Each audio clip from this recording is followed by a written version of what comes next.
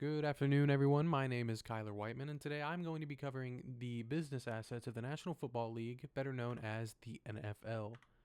The first business asset the NFL holds lies with their massive and loyal domestic fan base. In spite of the league's short season, going from early September to early January, the NFL reigns supreme in TV viewership over every other sports league, and as shown here, is able to reach younger demographics easily. Many fans not able to attend the game itself opt to tailgate in their chosen team's parking lot during games. Seen here is just a small amount of Las Vegas Raiders fans gathering at a tailgate outside of the Oakland Coliseum in 2019. On the other hand, some fans are able to take it to the extreme within their team's stadium, like this woman with Denver Broncos gear all over, including her blue and orange hair. The biggest fans don't always show out the most, but in this case, she absolutely did. And as for their US presence being massive, please take a look at this photo. Over 70,000 fans watching a regular season NFL game with low stakes. Imagine what the Super Bowl looks like.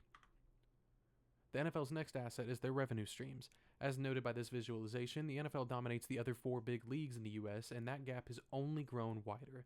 The revenue was $18.8 billion in 2022 and jumped to $20.2 billion in the next year, still nearly doubling the MLB and NBA's revenue numbers. Most of that cash flow comes from their media rights deals with companies like CBS, Fox, ESPN, and now Netflix. Billions worth of dollars for the right to broadcast the NFL's products. And if the media rights weren't enough, the league and its franchises also bring in a few billion from company sponsorships. The NFL's partnership of 28 years with Bud Light has brought massive profit to both organizations, and with companies like Windows and Nike in the mix as well, the money is sure to roll in for the league. Most teams make their money from those media deals or some company sponsorships of their own, but the big money lies in their naming rights.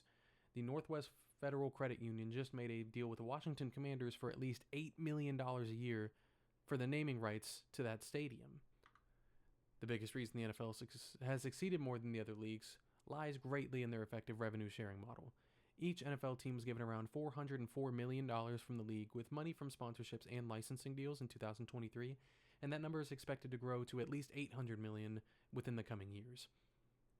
A large contributor for the revenue sharing being so effective is the hard salary cap that the league implements to avoid any luxury taxes being drawn out, a system the MLB and NBA have yet to utilize. Shown here are the cap salaries from the past 15 years, where we see an increase of $159.2 million from 2011 to 2025. Here are the references used during this presentation, with my research coming from the left and the images coming from the right. Just as a reminder, I do not own any of the logos used in this presentation. They belong to their respective teams and organizations. I don't own any of the images used, as a matter of fact. Thank you for listening to my presentation today. Again, my name is Kyler Whiteman, and I hope you have a great rest of your day.